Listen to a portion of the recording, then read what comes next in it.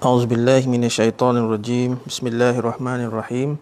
Alhamdulillahirabbil alamin wassalatu wassalamu ala asyrafil anbiya'i wal mursalin wa ala alihi wa sahbihi wa man tabi'ahum bi ihsanin ila yaumiddin. Amma ba'du.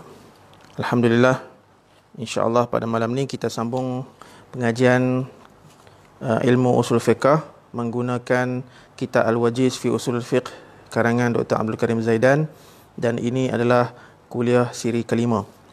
Dan pada malam ni kita akan masuk dalam bab yang pertama yang telah digariskan oleh Dr. Abdul Karim Zaidan dalam kitabnya Al-Wajiz ini, berkenaan dengan mabahis al-hukum ataupun perbahasan tentang hukum syarak. Menurut Dr. Abdul Karim Zaidan, mengetahui hukum syarak adalah objektif daripada ilmu fiqh dan juga ilmu usul fiqh. Namun sudut pandang ilmu usul fiqh ini, melihat hukum syarak ini berdasarkan ataupun dari sudut peletakan kaedah-kaedah ataupun metodologi yang menyampaikan hukum, yang menyampaikan kepada hukum syarak. Maksudnya dalam ilmu usul fiqh ni kita belajar untuk mengetahui apakah hukum fiqh melalui apa? Melalui kaedah-kaedah dan metodologi-metodologi tertentu. Manakala ilmu fiqh melihat kepada hukum syarak berdasarkan hasil ataupun end product daripada dalil ataupun nas syarak Al-Quran dan juga sunnah Rasulullah sallallahu alaihi wasallam, di mana sebenarnya ada kaitan antara ilmu fiqh dan juga ilmu usul fiqh antara satu sama lain. Jadi makna kata, kalau kita nak mengetahui hukum fiqh, nak menghasilkan hukum fiqh, maka mahu tidak mahu kita perlu menggunakan ilmu usul fiqh berdasarkan ataupun menggunakan kaedah-kaedah ataupun metodologi-metodologi tertentu yang kita akan pelajari sepanjang kuliah kita dalam ilmu ini. Baik, pada dasarnya ilmu usul fiqh ini mendefinisikan hukum syarak itu lain sikit pada ilmu fiqh. Kalau hukum di sisi ulama usul fiqh, ta'rifnya ialah khitabullahi al-muta'alliqu bi af'alil mukallafina bil iqtida' aw at-takhyir aw al-wad'i. Hukum di sisi ulama usul fiqh ialah khitab Allah, yakni kalam Allah yang berkaitan al-muta'alliq bi af'alil mukallafin, yang berkaitan dengan perbuatan mukallaf. Sama ada khitab itu ataupun kalam Allah itu berbentuk iqtida', yakni at-talab, tuntutan, awit takhir ataupun pilihan, ataupun awil wad'i ataupun secara wad'i. Nanti kita akan faham dan lihat satu persatu apa maksud iqtida', apa maksud at-takhir dan juga apa maksud al-wad'i. Baik. Al-maqsud bi khitabillah, yang dimaksudkan dengan khitab Allah dalam definisi hukum di sisi ilmu usul fiqh ini ialah kalamuhu mubasyaratan wa huwa al-Quran. Yakni kalam Allah Subhanahu wa taala yang direct, yang mubasyar, iaitu Al-Quranul Karim. Au bil wasitah, ataupun dengan perantaraan, iaitu apa yang kembali akhirnya yang kembali kepada kalam Allah Subhanahu wa taala juga. Contohnya macam sunnah ataupun hadis Rasulullah sallallahu alaihi wasallam, ataupun ijma', dan juga dalil-dalil syarak yang lain yang mana syarak iktirafkan dalil tersebut untuk mengetahui hukumnya. Jadi sebab itulah perlu kita mengaji ilmu usul fiqh ni untuk kita mengetahui tentang sumber-sumber perundangan hukum, di mana sumber perundangan hukum kita ataupun sumber rujukan hukum kita bukan sahaja Al-Quranul Karim, bukan sahaja sunnah ataupun hadis Rasulullah sallallahu alaihi wasallam sahaja, tetapi ia juga merangkumi ijma', juga merangkumi qiyas, dan juga merangkumi dalil-dalil tambahan ataupun sumber-sumber tambahan seperti maslahah, istihsan, uruf, sadud zari'ah dan lain-lain. Baik. Adapun sunnah, sunnah ini kita panggil dalil kedua sebagai sumber rujukan hukum kita. Dan definisi sunnah ialah apa yang terbit ataupun apa yang berpunca daripada Rasulullah sallallahu alaihi wasallam yang berbentuk tasyri', kan, yang berbentuk pensyariatan hukum hakam ataupun ibadat. Yang mana hadis ini juga kembali kepada kalam Allah Subhanahu wa taala. Kerana apa? Kerana sunnah ini sumbernya adalah wahyu. Kan? Di mana Allah Subhanahu wa taala berfirman, A'udzubillahi minasyaitonirrajim, wa ma yantiqu 'anil hawa in huwa illa wahyun yuha, surah An-Najmi ayat 3. Di mana Allah berfirman yang bermaksud tidaklah Nabi Muhammad itu bercakap-cakap atas hawa nafsunya, melainkan percakapannya itu adalah berdasarkan ataupun bersandarkan kepada wahyu yang diwahyukan kepada baginda Rasulullah sallallahu alaihi wasallam. Baik. Kemudian yang dimasukkan dengan khitab juga. So jadi yang pertama, khitab Allah ni adalah Al-Quran. Khitab yang kedua yang dimasukkan dengan khitab juga ialah hadis. Dan manakala ijma' juga boleh dikatakan sebagai khitab Allah. Kerana apa? Kerana ijma' ini mau tidak mahu dia perlu bersandarkan kepada dalil Quran dan hadis. Jadi ijma' ni dia tidak boleh berlawan dengan kehendak Al-Quranul Karim dan juga hadis Rasulullah sallallahu alaihi wasallam. Maka ijma' juga boleh dianggap sebagai khitab Allah. Apatah lagi dalam hadis Rasulullah menyebut bahawa ulama apabila mereka berijma', maka mereka tidak akan bersepakat atas benda yang dusta ataupun bohong. Kan? Maka ijma' juga boleh dijadikan sumber hukum dan kembali juga ataupun boleh didefinisikan juga sebagai khitab Allah Subhanahu wa taala. Begitu juga dengan dalil-dalil syarak yang lain. Sebab itu kita kena faham elok bahawa sumber hukum ini seperti mana yang kita sebutkan tadi bukan sahaja Al-Quranul Karim ataupun hadis, tetapi juga merangkumi sumber-sumber ijma' qiyas dan juga sumber tambahan yang tadi saya sebut. Contoh macam, sekali lagi saya ulang, macam maslahah, istihsan, uruf, saduz zari'ah, istishab, syar'u man qablana, al-akhdhu bi aqalli maqil, mengikut setengah para ulama usul. Kan? Ini juga boleh dikata memang adalah sumber hukum. Kan? Dan boleh dikategorikan juga sebagai khitab Allah Subhanahu wa taala yang boleh mencetuskan sesuatu hukum fiqh. Baik. Yang dimaksudkan dengan iqtida yang terdapat dalam definisi tadi, yang kita baca sekali lagi, definisi hukum di sisi ulama usul fiqh, iaitu khitabullahil muta'alliqu bi af'alil mukallafin bil iqtida. Kan? Iaitu kalam Allah yang berkait dengan perbuatan mukallaf dengan cara iqtida. Apa maksud iqtida? Al-iqtida bermakna at-talab. Kan? Iaitu tuntutan.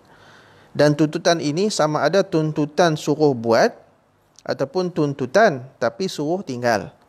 Kan? Dan sama ada tuntutan buat ataupun tuntutan tinggal itu berbentuk jazam ataupun berbentuk ilzam. Kan? Yang mana kita katakan kalau tuntutan buat secara ilzam itu maksudnya wajib. Kalau tuntutan tinggal secara ilzam itu maksudnya haram. Kan? Ataupun tuntutan itu bersifat galakan. Contoh iqtida tapi yang tidak ilzam, maka hukumnya sunat. Dan juga talabu tarkin yang tidak bersifat ilzam, itu hukumnya makruh. Kan? Tak apa, nanti kita akan jumpa pendetailannya akan depan-depan nanti. Kemudian yang dimaksudkan dengan at-takhyir yang terdapat dalam definisi hukum indal usuliyin, iaitu khitabullahil muta'alliqu bi af'alil mukallafin bil iqtida' aw at-takhyir. Yang dimaksudkan dengan takhir pula ialah menyamakan sesuatu benda itu sama ada buat ke tak buat ke sama aja. Ataupun senang faham kita kata pilihan. At-takhir ini adalah pilihan. Kan? Tanpa ditarjihkan salah satu, sama ada diminta tinggal ke diminta buat ke, tidak ada kita panggil kepastian. Dia sama aja. Kan? Nak buat pun boleh, tak mau buat pun boleh. Itu maksud at-takhir ataupun kita panggil pilihan. Kemudian yang ketiga, keyword yang ketiga, kata kunci ketiga yang terdapat dalam definisi al-hukum indal usuliyin ini, khitabullahil muta'alliqu bi af'alil mukallafina bil iqtida' awil takhiri awil wad'i. Jadi apakah yang dimaksudkan dengan al-wad'i? Iaitu ja'lu syai'in sababan li akhar, menjadikan satu perkara sebagai sebab kepada perkara yang lain, ataupun sebagai syarat kepada perkara tersebut, ataupun sebagai halangan kepada perkara tersebut. Jadi ada hukum wad'i ni, ada ulama usul kata 3 bahagian, ada yang kata 5, ada yang kata 7, berdasarkan justifikasi masing-masing lah.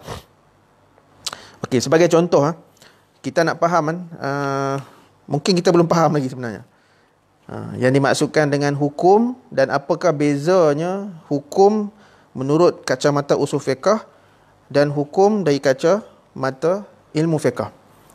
Baik, kalau hukum fiqh yang kita faham, yang wajib, sunat, haram, makruh dan harus, itu adalah hukum fiqh. Dan hukum fiqh ini ialah kita panggil natijah daripada dalil.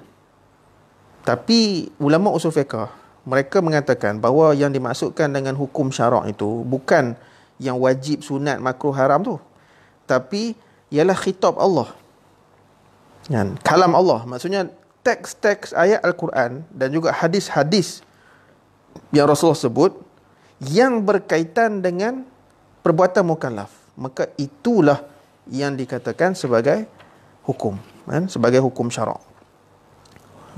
Nanti kita bagi contoh, insya-Allah kita boleh faham.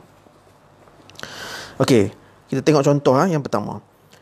Bila Allah Subhanahu wa taala sebut ya ayyuhallazina amanu aufu bil uqud, surah Al-Maidah ayat pertama. Ayat ini adalah hukum syarak di sisi ulama usul fiqh. Kenapa? Kerana ia adalah khitab daripada Allah yang berkaitan dengan satu perbuatan daripada perbuatan-perbuatan mukallaf, iaitu kita panggil mesti kita memenuhi janji ataupun menunaikan janji ataupun melaksanakan kontrak yang kita telah janjikan dengan pihak yang lain. Dan jadi nak senang faham, ayat Quran ya ayyuhallazina amanu aufu bil uqud itu adalah teks ayat Quran. Jadi teks ayat Quran ini adalah hukum fiqh di sisi ulama usul fiqh, dan kandungan ayat ini memberi erti bahawa melaksanakan akad, menunaikan akad kontrak janji ini adalah wajib. Jadi ayat Quran itu adalah hukum syarak di sisi ulama usul fiqh, manakala kandungan, isi kandungan yang terdapat dalam ayat ini yang dikatakan wajibnya menunaikan kontrak, itu adalah hukum fiqh. Nampak? Kita bagi contoh lain. Wa qauluhu ta'ala wa la taqrabuz zina innahu kana fahishatan wa sa'a sabila, surah Al-Isra ayat 32. Jangan kamu menghampiri zina kerana ia adalah perbuatan yang keji, sekeji-kejinya. Okey, ayat Al-Quran ini, teks Quran ini adalah hukum syarak di sisi ulama usul fiqh. Kerana apa? Kerana ia adalah khitab daripada syarak. Dan khitab ini ataupun kalam Allah ini, teks ini menuntut satu perbuatan supaya ditinggalkan. Talabul kaffi an fi'lin. Tuntutan, tapi bukan tuntut suruh buat, tapi tuntut suruh tinggal, iaitu zina. Makna kata dalam ayat Quran ni, teks ini adalah hukum syarak di sisi ulama usul fiqh, manakala isi kandungan yang terdapat dalam ayat Quran ini ataupun natijah daripada ayat Quran ini, zina adalah haram. So zina adalah haram itu hukum fiqh. Tapi teks Al-Quran tu, ayat Al-Quran wala taqrabuz zina tu, itu adalah hukum syarak di sisi ulama usul fiqh. Jadi senang cerita kan, ulama usul fiqh ni menganggap bahawa ayat-ayat Quran, teks-teks Al-Quran ataupun hadis itulah hukum syarak. Tapi kalau ulama fiqh, mereka mengatakan bahawa yang hukum syarak itu ataupun hukum fiqhnya ialah kandungan, isi kandungan ataupun hasil daripada dalil yang disebut. Contoh lain, Allah berfirman wa idza halaltum fastadu, apabila kamu telah bertahallul dalam umrah ataupun haji, maka bolehlah berburu.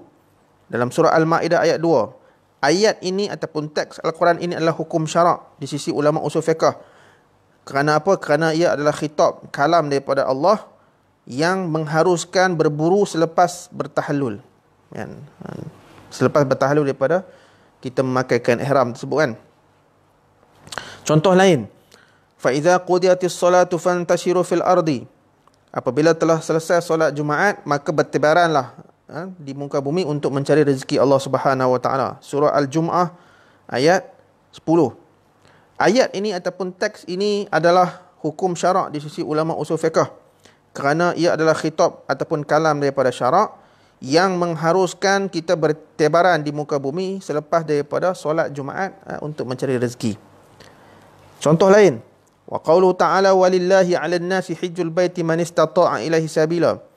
Dan hendaklah manusia, maksudnya orang Islam lah, mengerjakan haji di Baitullah, di Kaabah bagi mereka yang mampu. Surah Ali Imran ayat 97. Ayat ini ataupun teks Al-Quran ini adalah hukum syarak di sisi ulama usul fiqh. Kerana ia adalah khitab ataupun kalam daripada syarak yang mewajibkan haji ke atas orang mukallaf. Jadi teks Al-Quran, sekali lagi kita tekankan, mengikut usul fiqh yang hukum syaraknya ialah teks Al-Quran. Ayat-ayat Quran itu sendiri dan juga hadis-hadis Rasulullah SAW. Manakala hukum syarak di sisi ulama fiqh ialah kandungan daripada dalil Al-Quran ataupun teks tersebut. Jadi kalau ayat ini walillahi 'alan nas, ayat tu adalah hukum syarak di sisi ulama usul fiqh. Dan bila kita sebut wajibnya haji itu adalah hukum fiqh.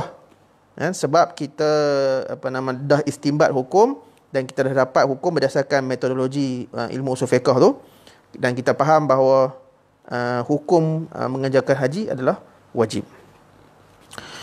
Firman Allah yang lain, wasariqu wasariqatu faqta'u aydiyahuma jazaa'an bima kasaba nakalan minallah.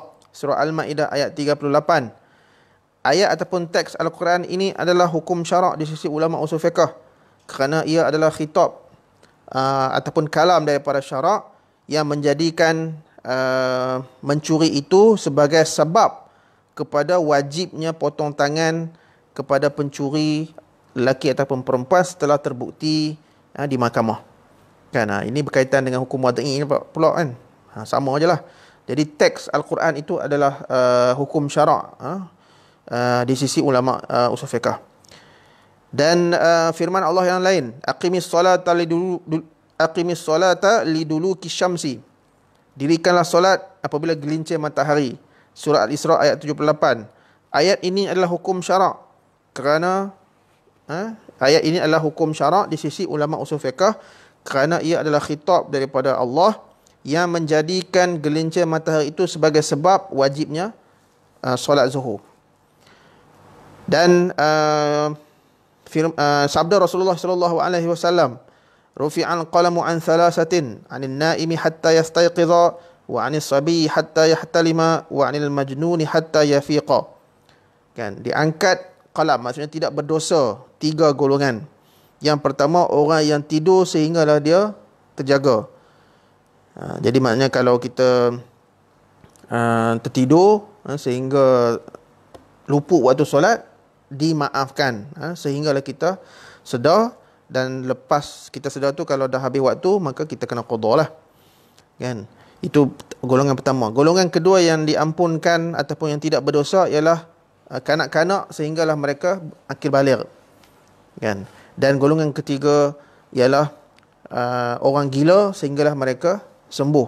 Jadi kalau sampai mati dia tak sembuh, maka rufi'al qalam, terangkatlah dosa daripadanya. Baik, hadis ini, teks hadis ini adalah hukum syarak di sisi ulama usul fiqh. Kerana apa? Kerana teks hadis ini adalah khitab, kan, ataupun kalam daripada syarak, kan, yang menjadikan tidur ataupun sigar, kecil, maksudnya tidak baligh ataupun umur memayis, wal junun, dan gila itu sebagai perkara-perkara yang menghalang daripada taklif. Jadi kita kena faham Kita ulang balik sekali lagi dan kita tekankan sekali lagi bahawa khitab syarak ini bukan hanya dalil Al-Quran, bukan hanya dalil hadis, tetapi juga ia merangkumi semua dalil-dalil yang diiktiraf oleh syarak, seperti ijma', seperti qiyas, seperti sumber-sumber tambahan yang lain yang bukan berbentuk nas, seperti maslahah, uruf, istihsan dan lain-lain. Itu semuanya boleh dikategorikan sebagai khitab syarak. Baik, daripada definisi hukum di sisi ulama usul fiqh yang kita bincangkan dan kita bagi contoh tadi, kan, kita dapat kenal pasti dua perkara, kan, ataupun dua ciri yang dapat kita fahamkan. Yang pertama, khitab Allah yang berkaitan dengan selain daripada perbuatan mukallaf, maka ia tidak dinamakan hukum syarak di sisi ulama usul fiqh. Sebab dalil ni ataupun nas ni, kan, bila kita sebut nas, sama ada Al-Quran ataupun hadis, tidak semua ayat dan hadis berkaitan dengan hukum fiqh. Sebab kadang-kadang ada ayat yang cerita pasal cakrawala, alam, tidak ada kaitan dengan hukum fiqh. Kan, ada yang cerita pasal akidah. Jadi benda-benda ni semua dia tidak berkaitan dengan hukum fiqh, maka ia tidak dinamakan, dia adalah nas, tapi nas itu tidak dinamakan hukum, tidak dinamakan hukum syarak, tetapi dinisbahkan kepada bidang-bidang yang kita yang berkaitan dengan ayat tersebut lah. Kalau yang cerita pasal akidah, dia bidang tauhid lah. Kalau yang cerita pasal kisah-kisah, dia tidak ada kaitan dengan hukum fiqh, maka itu tidak dinamakan hukum syarak di sisi ulama usul fiqh. Sebab itu kita kena faham elok-elok definisi hukum syarak di sisi usuliyin ini adalah khitabullahil muta'alliqu bi af'alil mukallafin bil iqtida' aw at-takhir aw al-wad'i. Iaitu hukum syarak di sisi ulama usul fiqh ialah khitab Allah, kalam Allah yang berkaitan dengan perbuatan manusia. Yang tidak berkaitan dengan perbuatan manusia tidak dinamakan sebagai hukum syarak. Contoh ayat wallahu bikulli syai'in alim, Allah maha mengetahui semua benda, kan. Ini khitab kalam Allah, kan, tetapi ia berkaitan dengan yang berkaitan dengan zat dan sifat Allah Subhanahu wa taala. Ini tidak dinamakan hukum syarak, hukum fiqh, tidak. Kan, ini dinamakan, kadang-kadang orang panggil juga hukum, kan, tapi bukan yang dimaksudkan dengan hukum syarak menurut usul fiqh, tapi ini adalah hukum akidah, kan. Baik. Wasyamsa wal qamara wan nujuma musakhkharatin bi amrih, surah Al-A'raf ayat 54. Ini sebagai contoh khitab juga, kalam Allah juga, yang berkaitan dengan apa yang Allah ciptakan daripada benda jamadat, kan. Langit dan bulan dan bintang bergerak dengan perintah Allah ataupun urusan Allah Subhanahu wa taala. Dan contoh lain, wa qauluhu ta'ala alam naj'alil arda mihada wal jibala autada. Tidakkah kamu faham dan kamu merenungi bahawa kami, kata Allah, menjadikan bumi itu sebagai hamparan dan gunung ganang sebagai pasak, pasak bumi. Surah An-Naba ayat 6 dan 7. Ini juga berkaitan dengan apa yang Allah ciptakan daripada jamadat. Kemudian contoh lain yang tidak dinamakan sebagai hukum syarak di sisi ulama usul fiqh, sebagai contoh khitab ataupun kalam Allah yang berkaitan dengan perbuatan manusia, tetapi bukan atas dasar talab ataupun takhir ataupun wada'i.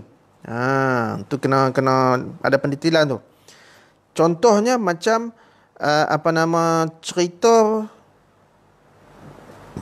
cerita yang dikisahkan dalam Al-Quran berkaitan dengan Rom.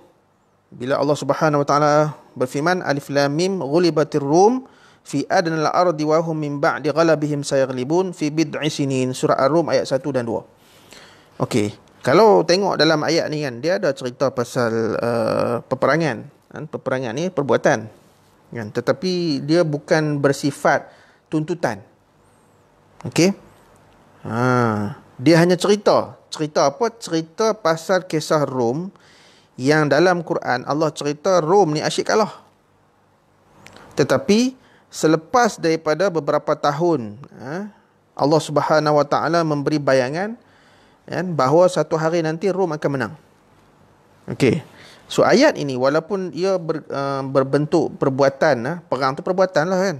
Kita membunuh dengan senjata pada zaman tu, ini perbuatan, tetapi perbuatan ini dia tidak ada sifat tuntutan, tidak ada tolak, tidak ada wad'i, tidak ada takhir di situ. Maka walaupun ia adalah khitab ataupun kalam Allah yang berkaitan dengan perbuatan, tetapi ayat sebegini juga tidak dinamakan hukum syarak oleh ulama usul fiqh.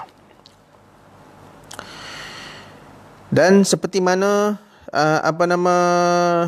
penceritaan Allah Subhanahu Wa Taala tentang makhluknya, seperti firman Allah, wallahu khalaqakum wama ta'malun. Allah menciptakan kamu dan apa yang kamu kerjakan. So ayat ini juga tidak dikategorikan sebagai hukum syarak di sisi ulama usul fiqh. Baik, itu ciri yang pertama. Maksudnya daripada definisi yang kita baca tadi, saya ulang balik sekali lagi. Definisi hukum syarak di sisi ulama usul fiqh iaitu khitabullahil muta'alliqu bi af'alil mukallafin bil iqtida' aw at-takhir aw al-wad'i. Ini kita dapat faham dua benda. Yang pertama ialah yang khitab ataupun nas teks al-Quran ataupun hadis yang berkaitan dengan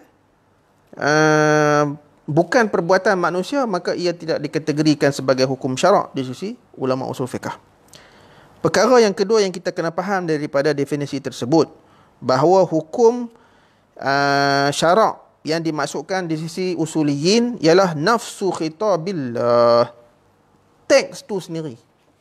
Bukan isi kandungan teks, tapi teks Al-Quran tu sendiri sebagai hukum syarak. Sebab itu kan, kalau kita ingat kuliah kita sebelum-sebelum ini, kita panggil fokus utama usul fiqh ni, dia asalnya dia tidak melihat kepada detail teks tu kan. Sebab apa? Sebab usul fiqh ni dia mengkaji dalil ijmali. Dalil ijmali ni apa? Dalil ijmali tu sumber rujukan hukum lah, Quran, sunnah, ijma', qiyas dan lain-lain tu. Okey. Dan dalil ijmali ni dari sudut apa? Dari sudut definisi, dari sudut kita panggil penghujahan, dan bagaimana ia menjadi rujukan hukum. Sebenarnya itu fokus usul fiqh. Bila ayat yang detail-detail ni, ini adalah aplikasi untuk mengetahui hukum fiqh. Sebab itu dalil ni dia ada dua. Satu dipanggil dalil ijmali dan yang kedua dipanggil dalil tafsili. Dalil ijmali ni adalah sumber rujukan hukum yang kalau istilah klasik dipanggil al-adillah al-muttafaq alaiha ni, Quran, sunnah, ijma', qiyas, dan juga al-adillah al-mukhtalaf fiha, dalil-dalil yang tidak disepakati kan. Yang tadilah istihsan, maslahah dan lain-lain tu. Baik, jadi hukum syarak di sisi ulama usul fiqh ialah ayat Al-Quran tu sendiri ataupun hadis tu sendiri kan. Adapun hukum syarak di sisi fuqaha, di sisi ulama fiqh, ialah atharu hadzal khitab, kesan ataupun natijah isi kandungan daripada khitab ini kan. Sebagai contoh, apabila Allah berfirman wala taqrabuz zina, sebagai contoh Allah berfirman wala taqrabuz zina. Baik, wala taqrabuz zina ini adalah teks Al-Quran. Maka teks Al-Quran ini adalah hukum syarak di sisi ulama usul fiqh. Manakala ulama fiqh apabila mengkaji ayat ini, mereka mengatakan Allah Subhanahu Wa Taala berfirman wala taqrabuz zina, dan kandungan ataupun makna dalil tersebut ialah zina itu adalah haram, iaitu mereka melihat kesan ataupun natijah ataupun produk daripada khitab dan kalam Allah ini, ataupun dalam arti kata yang lain, apa yang terkandung dalam ayat tersebut itulah hukum syarak. Dan kalau ayat wala taqrabuz zina ini hukumnya ialah zina itu adalah haram. Okey.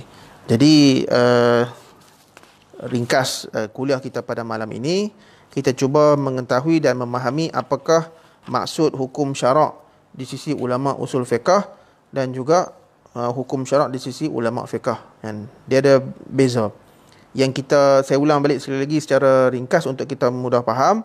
Kalau hukum fiqh ini yang kita faham, yang kita sebut benda ni wajib, benda ni sunat, benda ni haram dan lain-lain tu, itu adalah hukum fiqh.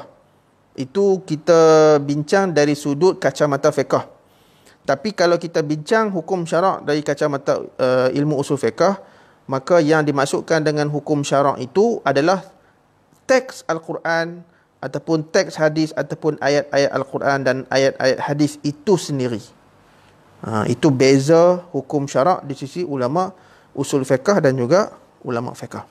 Maka insya-Allah setakat itu dulu kuliah kita pada malam ini. Insya-Allah kita akan sambung lagi kuliah kita pada masa akan datang, kan, di bawah perbahasan mabahisul al-hukmi, insya-Allah. So apa yang baik itu datangnya daripada Allah Subhanahu wa taala, apa yang kurang itu datang daripada diri saya. Aqulu qawli hadza wa astaghfirullahal azim li wa lakum. Wassalamualaikum warahmatullahi wabarakatuh.